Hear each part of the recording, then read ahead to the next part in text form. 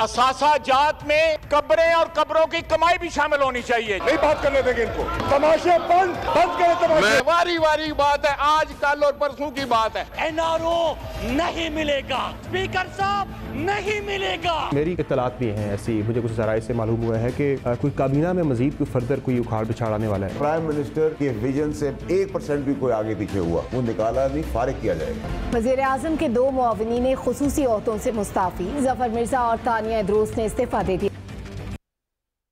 अस्सलाम वालेकुम, पाकिस्तान टुनाइट के साथ मैं हूं सैयद समर अब्बास। नाज़रीन, आज एक ही दिन में 2 मुआविनीन खुसूसी डॉक्टर जफर मिर्जा और तानिया इदरूस ने इस्तीफे दे दिए।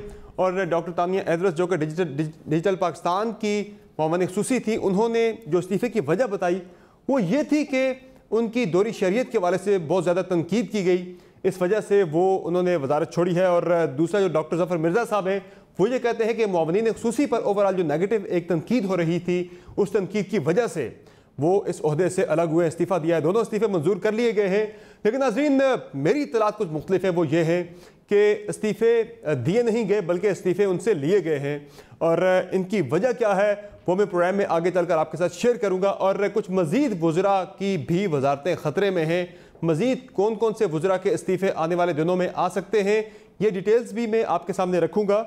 दूसरी तरफ नाज़रीन, नैब के कानून और फैटफ के हवाले से जो कानून साजी होनी है, इस पर हुकूमत और अपोजिशन के दरमियान काफ़ी ज़्यादा तनकीद का सिलसिला आज भी जारी रहा। और कौमी असम्बली के इजलास के दौरान आज काफ़ी ज़्यादा गर्मा गर्मी हुई, और इसी शोर शराबे के दौरान इंसदाद दहशतगर्दी जो एक्ट है तरमीमी बिल मंजूर कर लिया गया।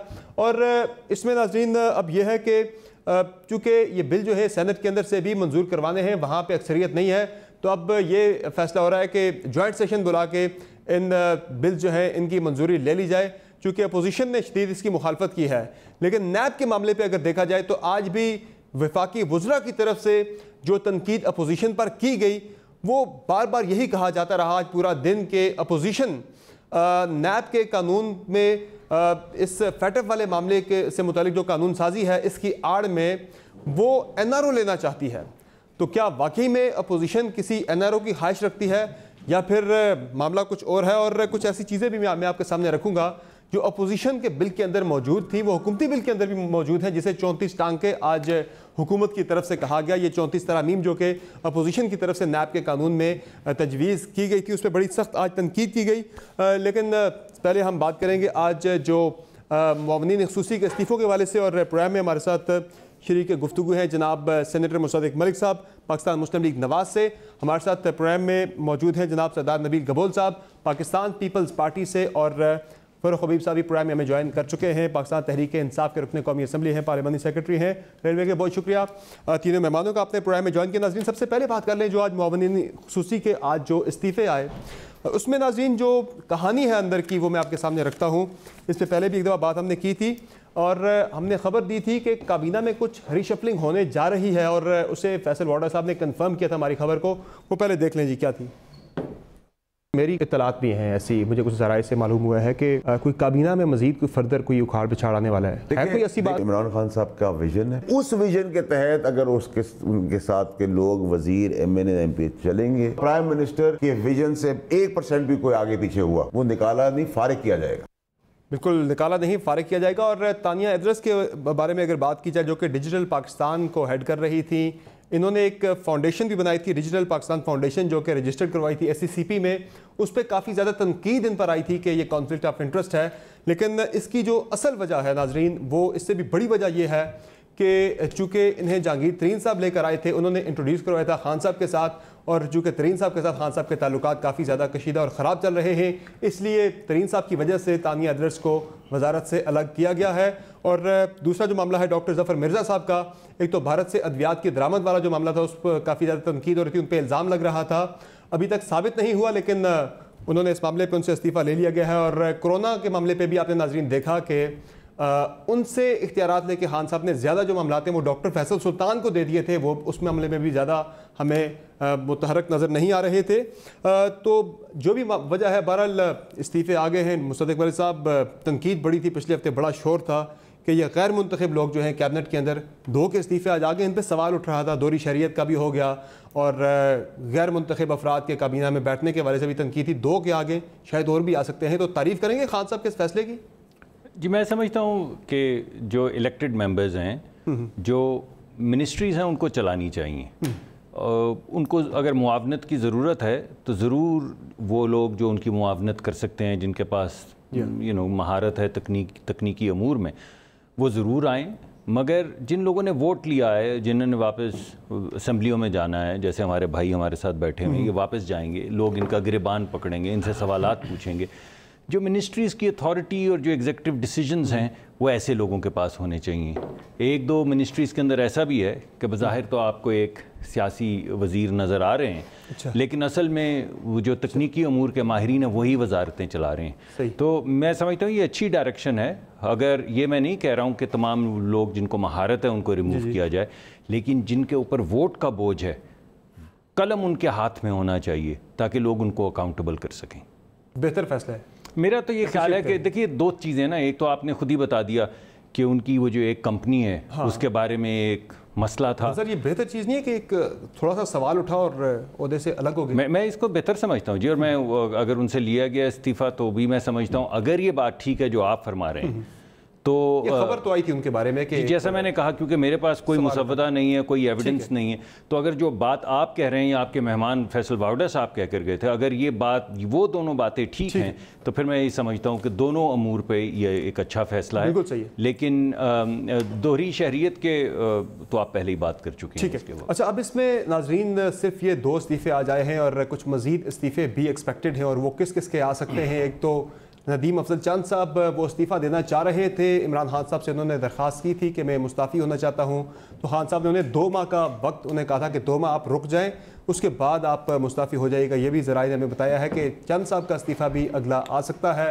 और एनर्जी की जो मिनिस्ट्री है, वहाँ पर काफ़ी ज़्यादा आजकल मामलात कुछ ठीक नहीं जा रहे, वहाँ पर भी तब्दीली आ सकती है, या मावन खसूसी के लेवल पे या फिर वफाकी वज़ीर के हवाले से। फ़ारूक हबीब साहब, मज़ीद भी काबीना के अंदर कोई बड़े पैमाने पे कोई रिशफलिंग के हवाले से भी एक तजवीज़ ज़ेर गौर है, इस तरफ भी जा सकते हैं हालात? ईद के बाद कोई मज़ीद तब्दीलियाँ में आनी है?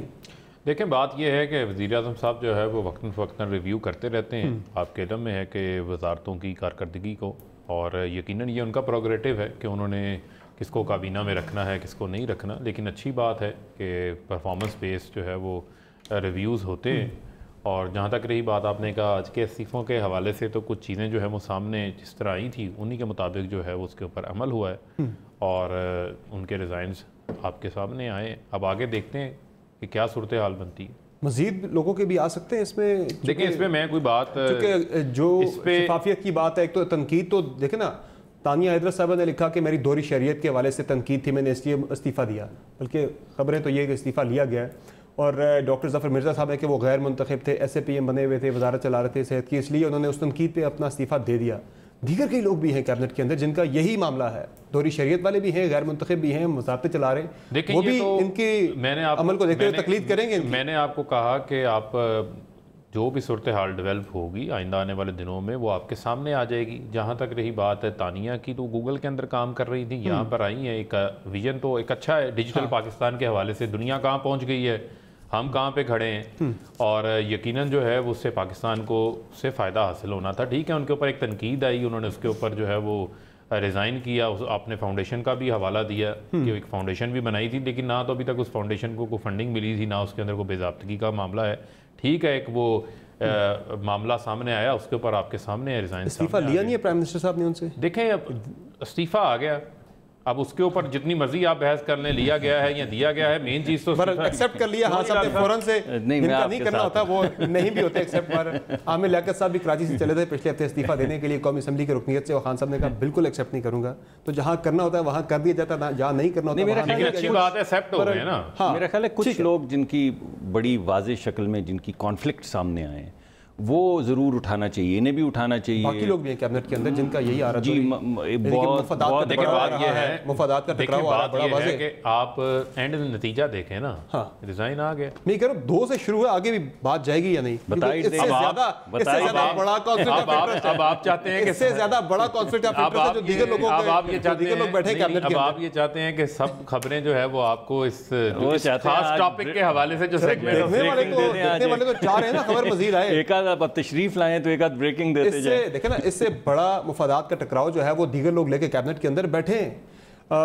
नबील कबूल साहब, आज पीपल्स पार्टी की तरफ से एक बड़ा मुतालबा आ गया है कि ये तो चलें ठीक है, 2 इस्तीफे आए हैं, लेकिन दीगर इस्तीफे भी मांग लिए गए आपकी पार्टी की तरफ से। सेक्रेटरी इत्तलात की तरफ से जो बयान आया कि गुलाम सरवर खान साहब भी इस्तीफ़ा दें, उन्होंने कहा शेख रशीद साहब भी इस्तीफ़ा दें, जुल्फी बुखारी साहब भी इस्तीफ़ा दें, शहजाद अकबर साहब भी इस्तीफ़ा दें। एक बड़ी विश लिस्ट आ गई पीपल्स पार्टी की तरफ से। ये इतने इस्तीफ़े किस लिए आप मांग रहे हैं कि मज़ीद लोग भी दें? इनका तो मामला चले सामने आ गया, बाकी क्यों इस्तीफ़े मांग रहे हैं? गुलाम सरवर खान साहब को भी समझ में आता है कि वो एक PIA वाला मामला था। समर, मैं समझता हूँ कि 2 इस्तीफ़े जो आज आए हैं वो इस्तीफ़े इसलिए आए क्योंकि आप लोग तक जो है ना उनकी खबर पहुंची नहीं थी, और उनको यही डर था कि अगर मीडिया में ये खबर आ जाएगी कि जिस तरह तानिया के जो कंपनी के हवाले से जो बात बाहर निकली है कि उनकी अपनी एक कंपनी रजिस्टर हुई है फरवरी 2020 में डिजिटल मार्केटिंग के हवाले से, तो ये आप लोग तक ये बात आते आते पता नहीं रह गई या रुकवाई गई। लेकिन अगर ये नहीं, वो चली थी खबर, इस पे प्रोग्राम हुए हैं, इस पे एम्बेरसमेंट होती है, इसलिए उन्होंने डिजिटल पाकिस्तान फाउंडेशन जो SCCP में उन्होंने रजिस्टर्ड करवाई थी, वो उसके बोर्ड ऑफ डायरेक्टर्स पे थी। ये तो बड़ी डिस्कशन हुई है इस पे मीडिया के अंदर। ARY मैंने देखा था उसका अरशद शरीफ के शो में, तो ये चीज़ मुझे तो समझ आ रही है कि ये क्यों इस्तीफ़ा लिया गया, और दोनों मैं समझता हूँ कि आज ये इस्तीफ़ा लिए गए हैं। अगर आप इनको मौज़ब अंदाज में बात करना चाहते हैं तो ये कह सकते हैं कि जी उनको बड़ी इज्जत से कह दिया कि जी आप जो है इस्तीफ़ा दे दें। होता है यही है, जब निकाला भी जाता है वो इस्तीफ़ा ही में शुमार होता है। अब बात ये है कि अच्छा काम किया ना, तारीफ करते हैं ना आप इसकी, वो इस्तीफ़ा नहीं दे रहे हैं। चौधरी सरवर ने PIA को बिठा दिया, गुलाम सरवर नहीं दे रहे हैं। चौधरी सरवर ने चौधरी सरवर साहब गवर्नर है पंजाब के। चौधरी सरवर है तो हमारे लिए पंजाब में हमारे लिए PTI वाले सारे चौधरी है, चले गुलाम सरवर साहब। गुलाम सरवर साहब ने जो है इस्तीफा देना चाहिए था, नहीं दिया। शेख रशीद को कितने ट्रेन हादसा, जब से शेख रशीद इतना यानी भाग वाला बंदा है जिसको हम कहते हैं अपने सिंधी ज़ुबान में, कि वो जब से ट्रेन का रेलवे का मिनिस्टर बना है तो हर महीने कोई ना कोई हादसा होता है, और वो बंदा इस्तीफ़ा नहीं दे रहा है। तो मुझे बताया कि जिनको इस्तीफ़े देने चाहिए वो इस्तीफ़े दे नहीं रहे, और स्पेशल असिस्टेंट्स क्योंकि अनइलेक्टेड है। मैं इमरान खान को मान जाऊंगा किसी इलेक्टेड से इस्तीफ़ा लेके बता दे। आमिर लियाकत कह रहा है ना मैं इस्तीफ़ा दूंगा, लेके बता दे। वो आमिर लियाकत से इस्तीफ़ा इसलिए नहीं ले रहे कि दोबारा आमिर लियाकत वाली सीट पे बाई इलेक्शन में जो है PTI जीत नहीं सकती। असद उमर से जो लिया था जी, आमिर कियानी इलेक्टेड थे, उनको निकाला काबीना के अंदर से। लोग जो बैठे, आमिर कियानी इलेक्टेड थे, काबीना से निकाला गया। असद उमर से इलेक्टेड, उनसे इस्तीफा लिया गया। की तो ऊपर नहीं समर आप आमिर कियानी की मिसाल ना दे तो बेहतर है। आमिर कियानी की दवाइयों की हवाले से करप्शन की, मैं तो आपकी बात कर रहा हूँ ना, आपने सवाल उठाया कि इलेक्टेड से नहीं ले सकते, बाद भी दो मिसालें मौजूद हैं। जनरल बनाया नहीं, उसको सेक्रेटरी जनरल, ओ भाई मेरे, उससे इस्तीफा लेकर सेक्रेटरी जनरल PTI बना दिया। आज आप मुझे मेरी पार्टी ऑफर करे कि भाई तुम्हें गवर्नर बनाए या पार्टी का सेक्रेटरी जनरल बनाए, मैं कहूँगा सेक्रेटरी जनरल बनाओ, क्योंकि मुझे पता है उसमें ज़्यादा पावर होगा। आपके ऊपर इस्तीफे का चार्ज है, और आपको जो आपके ऊपर करप्शन का चार्ज है, और आपसे इस्तीफा लिया जाता है, और आपको पार्टी का सेक्रेटरी जनरल बना दिया जाता है। ठीक, तो इसको तो आप इस्तीफा नहीं बोलेंगे ना। तो मैं समझता हूँ कि इमरान खान के काबीना में 2 और स्पेशल असिस्टेंट ये 2 दिन में इस्तीफा देने वाले हैं। ये भी मैं आपको खबर बताऊं। कौन कौन से? ये जो कल हंगामी सूरत हाल पर इन्होंने पार्लियामेंट का इजलास बुलाया है, नहीं नाम तो मुस्तफा मलिक साहब को पता है, ऑर्डिनेंस लेकर आ रहे हैं। ये कल जो ये जो मुश्तरका इजलास बुलाया है, ये आपको पता है ना, मुश्तरका इजलास एक बहुत बड़े इशू के ऊपर बुलाया जाता है।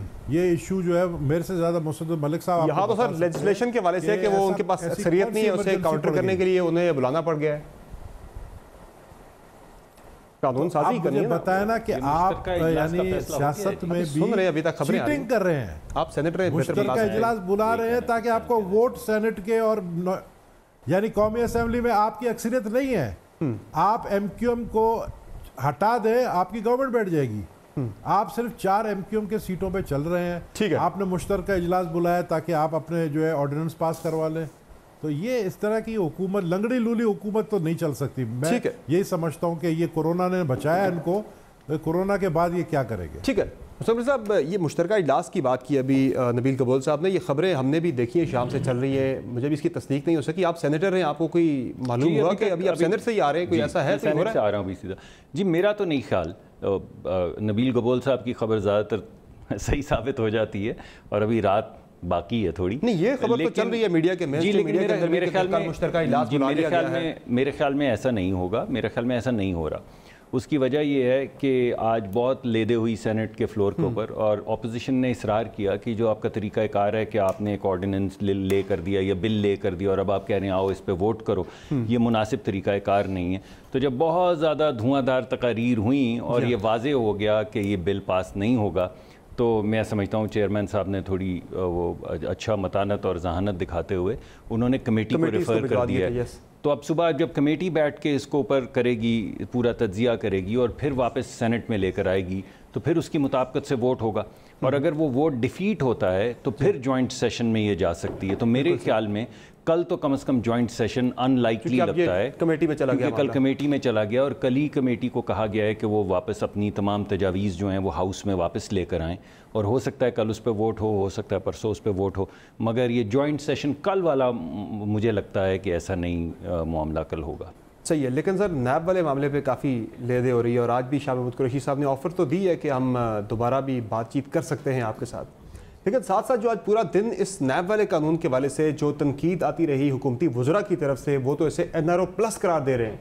ज़रा सुने जी इस पे हुकूमती वज़रा क्या कह रहे हैं। ये पार्लियामेंट को इस्तेमाल करते हैं NRO प्लस के लिए। NRO नहीं मिलेगा, स्पीकर साहब नहीं मिलेगा। ऑपोजिशन सौदाबाजी करना चाह रही है, वो उनके ज़ाती मफाद के लिए। हम इनको NRO दे दें, ऐसा होने नहीं वाला, चाहे उसमें बेशक हमारी हुकूमत चली जाए, हमने अपने उसूल को और अपने नजरिए को नहीं। ब्लैकमेल मत कीजिए और ना ये गवर्नमेंट ब्लैकमेल होगी। ये NRO नहीं है, ये NRO प्लस प्लस है। सर ये NRO प्लस प्लस है और आप ब्लैकमेल कर रहे हैं, ये आज वज़रा की तरफ से है कि ब्लैकमेल नहीं हो गया। देखें आपने कई दफ़ा मुझे बहुत से इसी आपकी तरह के मोअज़्ज़ज़ दोस्त जो हैं वो शाम को बुलाते रहते हैं गाहे बगाहे और यही सवाल पूछते हैं, और मैं बड़े दिन से कह रहा था ये होने का नहीं है। हाँ। और मैं ये कह रहा था ये इस वजह से नहीं हो पाएगा कि अगर नैब के ऊपर बात ना हो तो फिर हुकूमत की परफॉर्मेंस पे बात होगी। अगर नैब के पास वो ताकत ना रहे कि वो किसी को पकड़ के जेल में डाल सके, वज़ीर आज़म साहब कहें कि ये कहता था ना मुझे जेल में डालो, ये मैंने जेल में डाला, या मैं इसको मूंछों से पकड़ कर लेके जाऊंगा चाहे 30 किलो हेरोइन डालनी पड़े और इसको जेल में डाल दूंगा।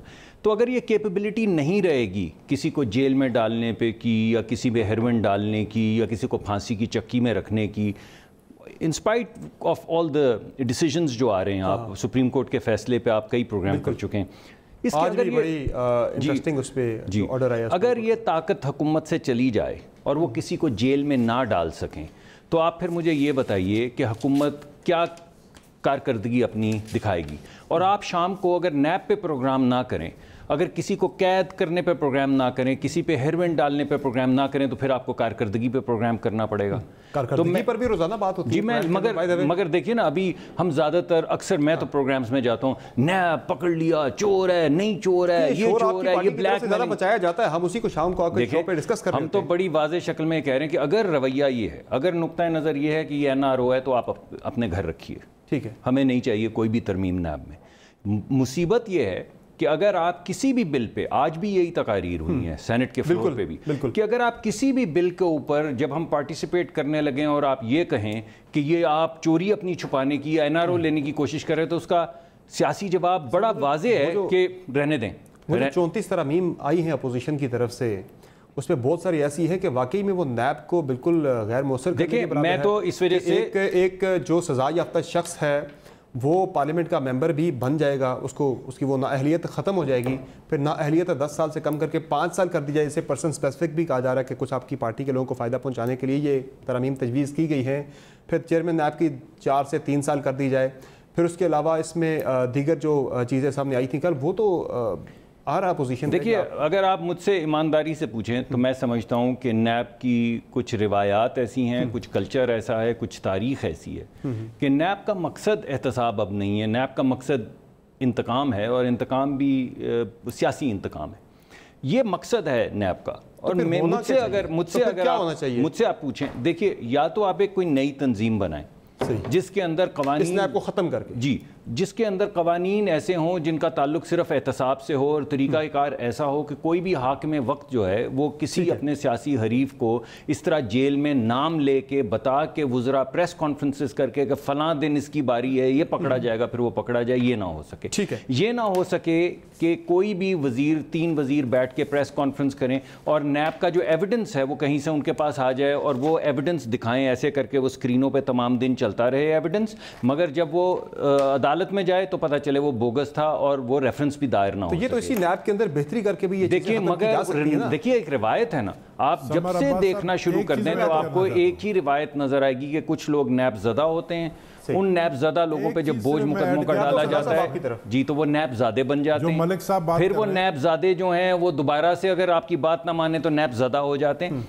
तो ये मैं समझता हूँ कि ये एजेंसी जो है, इसको मेरे नुक्ता नज़र से एक आप वाकई एहतसाब फोकस्ड या तो एजेंसी बनाएं, या फिर आप वो महकमे जिनके पास ऑलरेडी ताकत है, जिस तरह आपके पास इन्वेस्टिगेशन फेडरल FIA है, दीगर एजेंसीज हैं, उनको दी जाए, या इसमें इतनी ज़्यादा मौसर रिफॉर्म्स की जाएं कि प्रैक्टिकली आप एक नई नैब बनाएं जिसका ये मकसद ना हो, उसमें ब्रांडिंग भी नहीं करें, कल्चर भी नया बनाएं, उसके तरीक़ाकार को भी बदलें, उसके लोगों के अंदर भी कुछ नए लोग लाए जाएं। गवर्नमेंट कह रही है कि चलेगा, ऐसे ही चलेगा जी, तो अगर ऐसे तो मैं ये कह रहा हूँ कि आप चलाएं। ये जो देखिए ना, यही बात जो आज की जा रही है,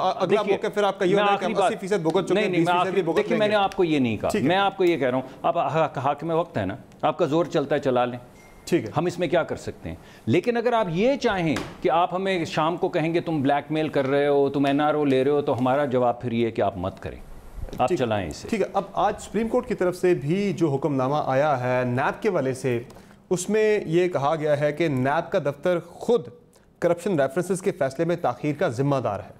नैब अफसरान मुनासिब तहकीकात करने के लिए मुतल्लिका महारत नहीं रखते, तहकीकात की जाँच पड़ताल के हवाले से कोई इक़दामात नहीं किए गए, रेफरेंस को हतमी शक्ल देने से कबल नैब के पास मुनासिब मवाद मौजूद नहीं होता।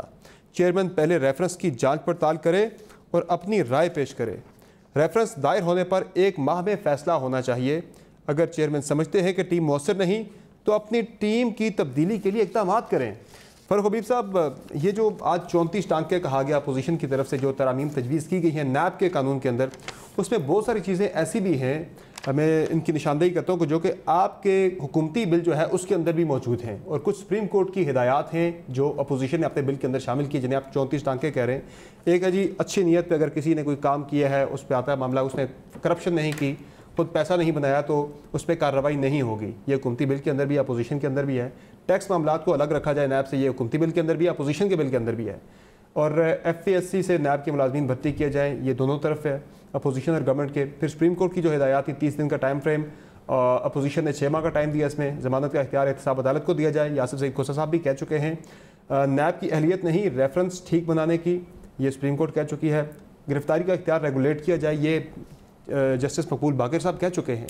तो इसमें फिर टांके कहाँ से आपको नजर आते हैं? सारे टांके नहीं, कुछ चीज़ों पे एतराज़ हो सकता है, वो बैठ के ठीक की जा सकती है। थोड़ी ज़रा सूरत हाल को समझने की ज़रूरत है। डॉक्टर साहब ने बातें की, मैंने बातें इनकी सुनी, ज़रा आप तसल्ली से, तहम्मुल से ज़रा मुझे भी सुन। लेकिन ये मैं 2 बिल्स लेकर आया हूँ आपके पास आज, ठीक है।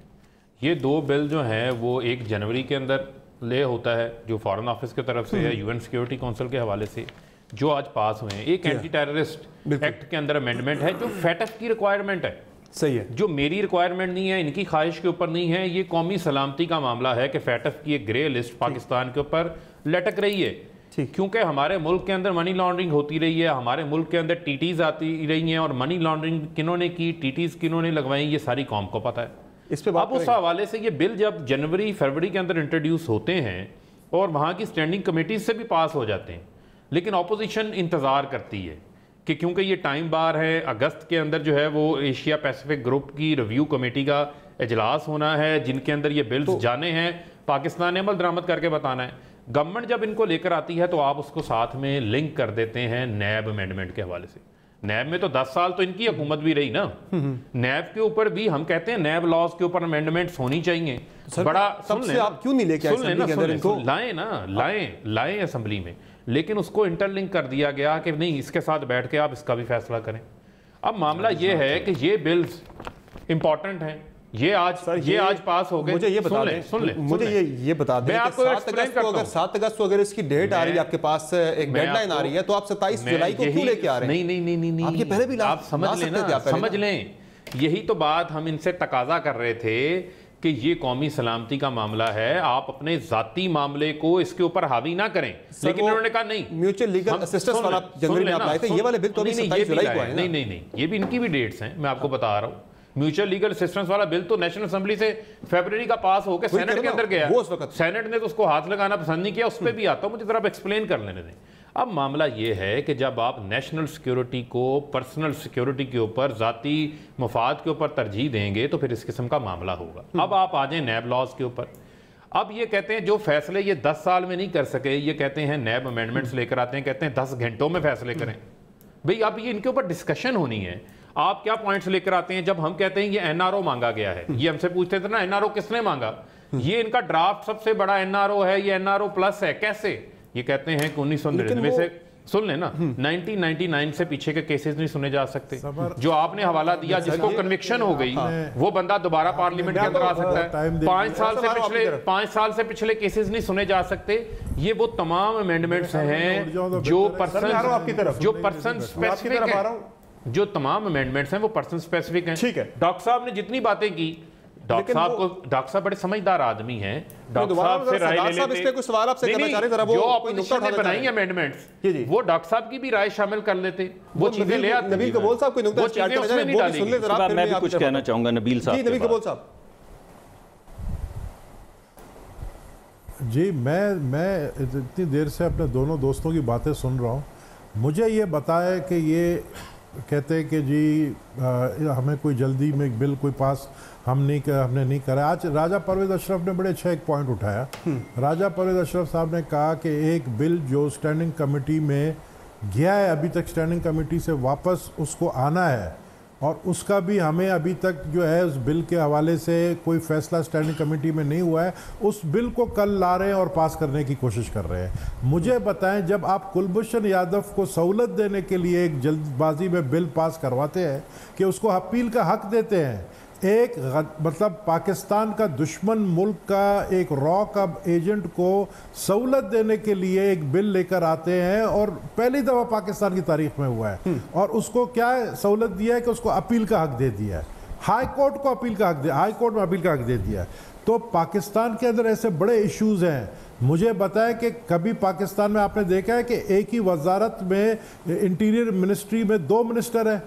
एक जो है हमारे एजाज साहब मिनिस्टर ऑफ इंटीरियर है, दूसरे जो है शहजाद अकबर बन गए एडवाइजर फॉर इंटीरियर। दोनों के सेम रैंक है, दोनों शहजाद अकबर दोनों के सेम रैंक है, और दोनों के पास सेम डिपार्टमेंट है।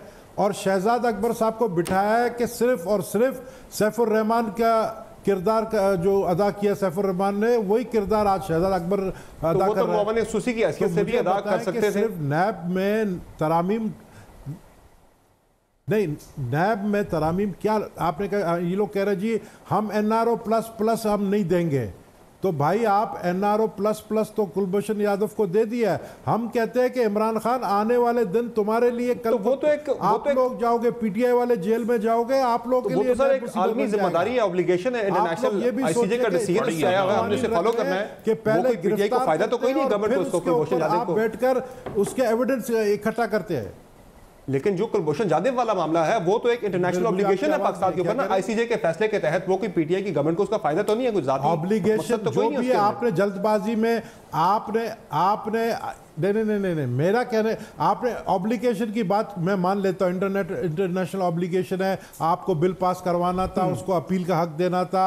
आपने बड़े यूनाइटेड नेशन के भी, भारत ने यूनाइटेड नेशन के हवाले से कश्मीर के इश्यूज के ऊपर भी बड़े यूनाइटेड नेशन के जो है रेजोल्यूशंस जो है उन्होंने अमल किया उसके ऊपर, जो आप इंटरनेशनल कोर्ट ऑफ जस्टिस के ऊपर अमल कर रहे हैं। तो एक जिम्मेदार मुल्क होने की हैसियत से इसमें क्या आप सिर्फ नैब के अंदर ये तरामीम हमने जो तजवीज़ दिए तरामीम के 36 अगर दिए, कह रहे हैं एनआरओ प्लस है, हम कहते हैं कि भाई आप इनको लेकर आए, असेंबली से पास करवाएं, हम आपको मान जाएंगे, आप असेंबली से पास करवा सकते हैं। आप हमारी मिन्नतें क्यों कर रहे हैं? आप ऑपोजिशन की इसलिए मिन्नतें कर रहे हैं क्योंकि आपके पास मेजॉरिटी नहीं है, आप इस ऑर्डिनेंस, इस बिल को पास नहीं करवा सकते। नैब के जो तरामीम हमने तरामीम से कहते हैं कि हमारे अगर ये 36 पॉइंट नहीं माने जाते हैं, उसके बाद मुझे पता है क्या होने वाला है, आप ऑर्डिनेंस लेकर आएंगे क्योंकि आपके पास मेजॉरिटी नहीं है, आप ऑर्डिनेंस लाके पास करेंगे इस नैब। उस पर भी आपने तनकीद करनी है, फिर यहाँ आपने साथ नहीं देना, वहाँ आपने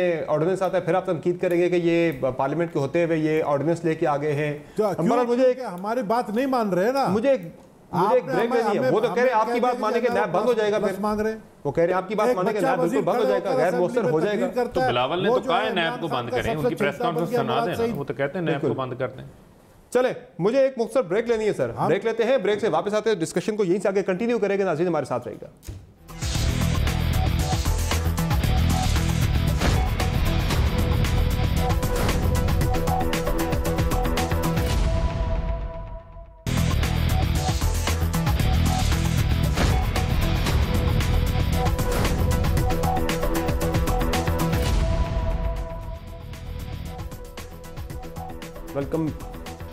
वेलकम बैक द शो। नाज़रीन, एहतसाब के कानून के वाले से बातचीत हो रही है और ऐसा नहीं है कि बिल्कुल ही बातचीत आगे नहीं बढ़ सकती। आज शाह महमूद कुरैशी ने भी कहा कि हम फिर भी बात करने को तैयार हैं।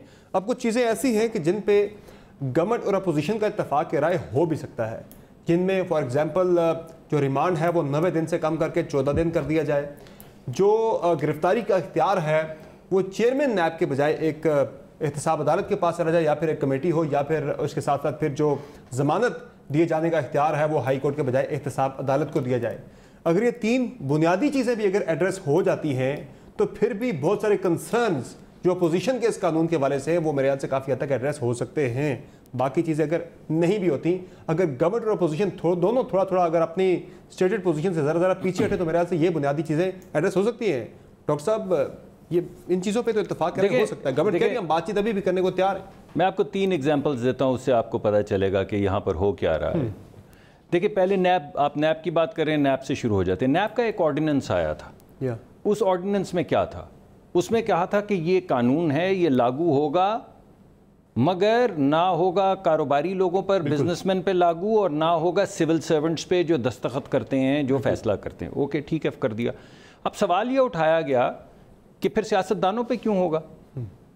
एक कानून है जो आप ऑर्डिनेंस के जरिए ला रहे हैं, जो आप समझते हैं फेयर और जस्ट है। राजा परवेज अशरफ ने उसका फायदा उठाया। देखिए, मैं फायदे की जब आ जाती है ना, आप मेरी तसल्ली से बात सुन लें। मैं आपको हुकूमत का नुक्ता नज़र आगे बढ़ा के पेश कर रहा हूँ कि वो कह रहे हैं ये लागू होगा, इन 2 पर होगा, बिल्कुल इस पर नहीं होगा। अब सवाल ये उठता है कि इस पर क्यों नहीं होगा, इसमें बदनीयती है। वो इस वजह से नहीं होगा कि अगर इस पर भी लागू हुआ तो फिर इसको मूंछों से पकड़ के जेल में कैसे डालेंगे, फिर इसको 1.5 साल कैद में कैसे रखेंगे, फिर इस पे प्रेशर डाल के बिल कैसे पास करवाएंगे, इलेक्शंस के अंदर कैसे वोट दिलवाएंगे।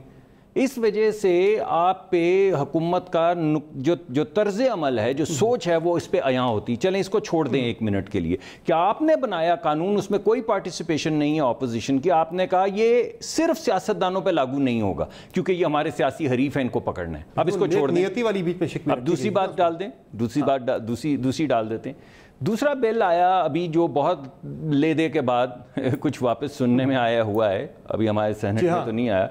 अच्छा, उसके अंदर इन्होंने कानून ये बनाया कि सेक्रेटरी इंटीरियर, जो इंटीरियर मिनिस्टर के नीचे काम करता है, उसको ये ताकत दे दी जाए कि कोई भी ऑनलाइन ट्रांजैक्शन आपने की हो या बैंकिंग ट्रांजैक्शन की हो, बगैर प्रूफ के अगर उसके गुमान में ये बात है कि ये सस्पिशियस है तो वो 90 दिन के लिए आपको अरेस्ट कर सकता है, एक्सटेंडेबल फॉर अनदर 90 डेज वापस हो गया जी। मगर भाई सुने ना, इनकी बात सुनने को अरे मेहरबानी, आप भी सुन रहे हैं जी, अभी भी मेहरबानी है प्रोग्राम में भी आपकी, लेकिन मैं आपको ये कह रहा हूं जरा आप देखें कि हुकूमत की नीयत क्या है। मैं आपको 2 प्रूफ्स दिए, पहले नैब बताया कि सब पे लागू होता है, सियासतदानों को जेल में डालना, फिर दूसरा हुआ कि ये एक सेक्रेटरी को दे दो राइट, किसी जज को नहीं, सुप्रीम कोर्ट को नहीं, हाई कोर्ट को नहीं, सेक्रेटरी को राइट दे दो कि वो जिसको मर्जी 180 दिन के लिए बंद कर सके, बिल्कुल वही जो नैब में हो रहा है। अब इसको भी छोड़ दीजिए।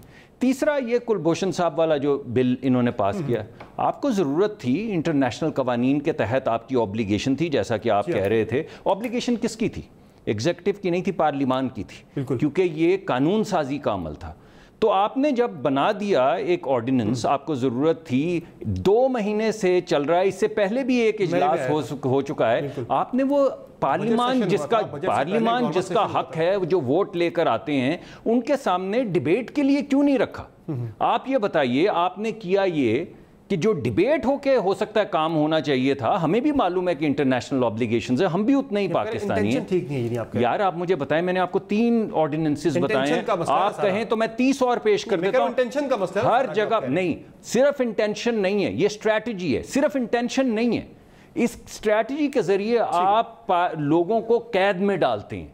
इस स्ट्रैटेजी के जरिए जो सहूलत आप देना चाहते हैं, जो पार्लियामान में कानूनी तरीकाकार से मिलनी चाहिए थी, वो देने के बाद आपने फ्लोर कर दिया कि ये है जी बिल, अब देख लें। हमने दे दी जो सहूलत देनी थी, ठीक है, लेकिन अब ये बिल है, अब इसको जरा देख लें। ये तरीकाकार ठीक नहीं है। इसका मतलब है कि इस वक्त एग्जीक्यूटिव जो है वो पार्लियामान को लॉ मेकिंग एजेंट के बजाय एक हिंड्रेंस समझती है। सर, आपकी इंटेंशन पे भी आ रहा है, और देखें इन्होंने जितनी बातें की मैं आपके सामने रख देता हूं। मैंने फिर आपको ये कहा कि ये टोटल जो है FATF के 11 बिल्स हैं। 11 बिल्स में से 2 बिल्स जो हैं वो सामने आए क्योंकि ये फौरी अभी टाइम बार होने वाला था, ये हमारे ऊपर ऑब्लिगेशन थी। जो बकाया बिल्स हैं, उन बकाया बिल्स के ऊपर पार्लियामान के अंदर भी बातचीत हो सकती है, स्पेशल कमेटी में भी हो सकती है, इनकी तजावीज़ को भी इनकॉर्पोरेट किया जा सकता है। हुकूमत उसके अंदर ओपन है। लेकिन मसला ये है कि जब ये पार्लियामान की बात हमें सुनाते हैं, उसी सुन लेना, सुन लेना, जरा तसल्ली से सुने। वहीं पे जो है इनका दौड़ा म्यार नजर आता है कि ज़ैनब अलर्ट बिल, कितना बड़ा इशू जिसके ऊपर टीवी शोज हुए, 8 महीने जो है वो बिलावल उसे दबा के बैठे रहे, उसे नहीं निकाला। जब हमारी तरफ से बार बार जो है उसका इजहार किया गया, शोर डाला गया, फिर जाके कहीं वो पास हुआ, फिर सेनेट के अंदर गया, वहां से पास हुआ। नहीं सुन लेना, वो छोड़े, उसकी डिटेल में हम नहीं जाते, लेकिन मैं आपको एक मिसाल दे रहा हूँ। दूसरा मसला ये है कि जब ये नैब की बात करते हैं तो ये नैब, इनके जहन में नैब वही है जो चेयरमैन कमर जमान के दरमियान थी, जब 5 साल इनकी हुकूमत थी, 5 साल उनकी हुकूमत थी। ये कहते हैं कि टूथलेस नैब हो, जो इस मुल्क के अंदर, क्या इस मुल्क के अंदर करप्शन नहीं होती रही? क्या इस मुल्क के अंदर मनी लॉन्ड्रिंग नहीं होती रही? नवाज शरीफ साहब को जो सजा हुई वो किस बुनियाद के ऊपर हुई?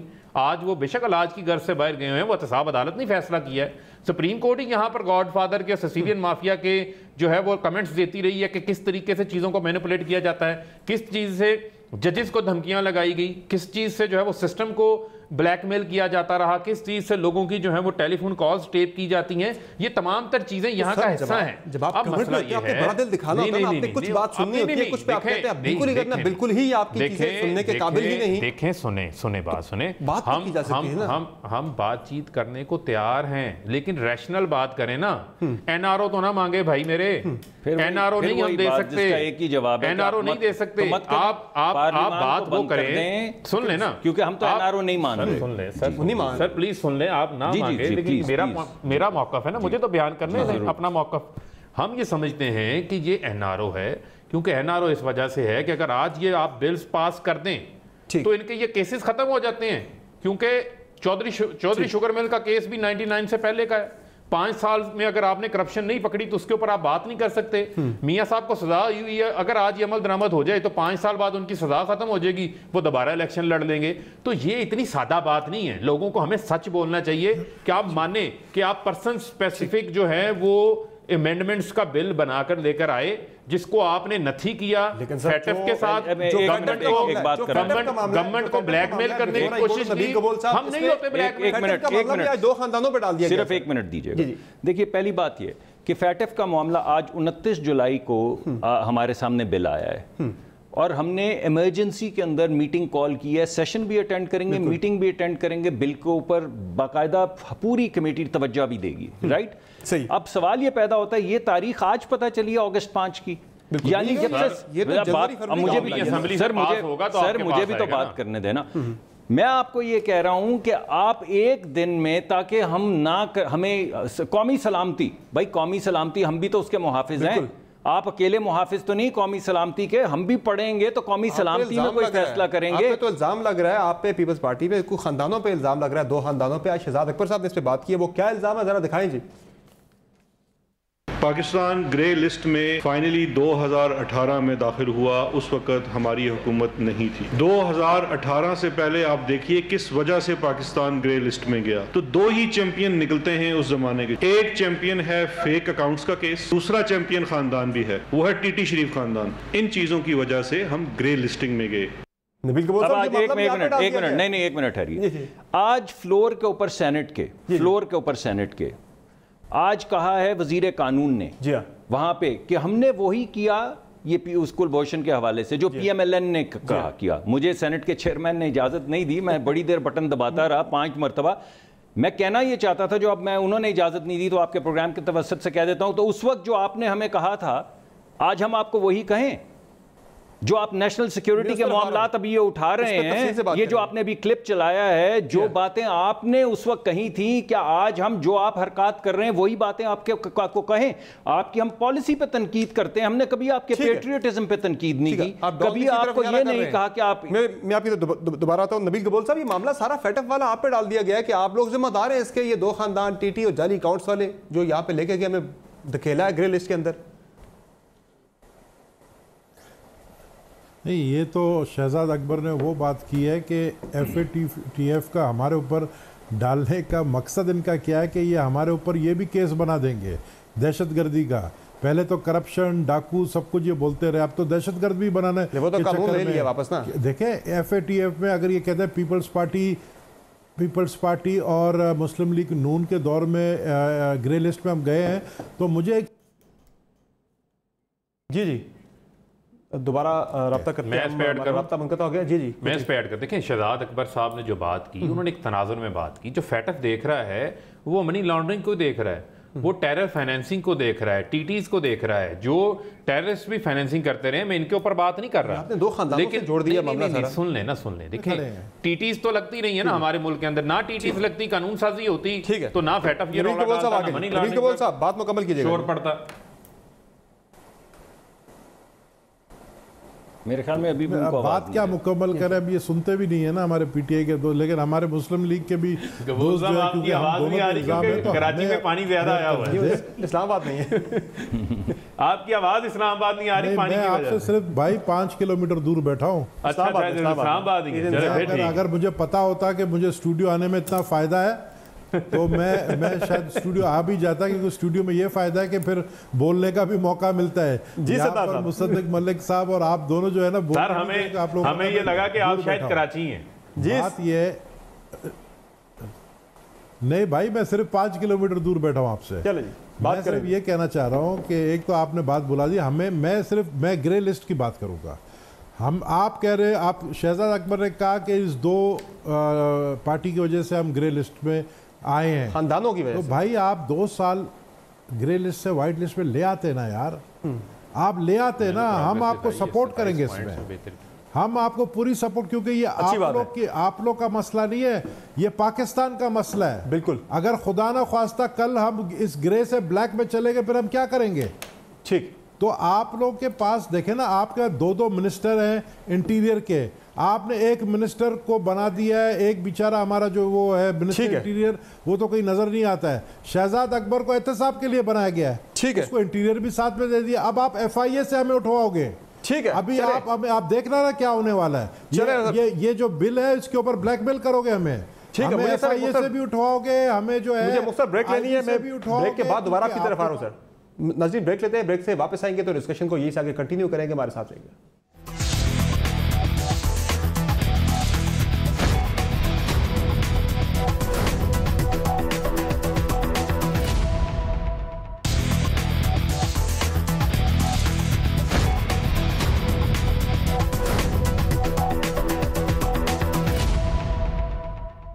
जी नाज़रीन, अब ईद के बाद अपोजिशन ने APC करनी है, हुकूमत को हटाना है, इस पर ज़रा बात कर लेते हैं। नबील कमल साहब, बिलावल साहब कह रहे हैं कि आधे रास्ते में पहुंचेंगे, हुकूमत गिर जाएगी, ये कैसे होगा?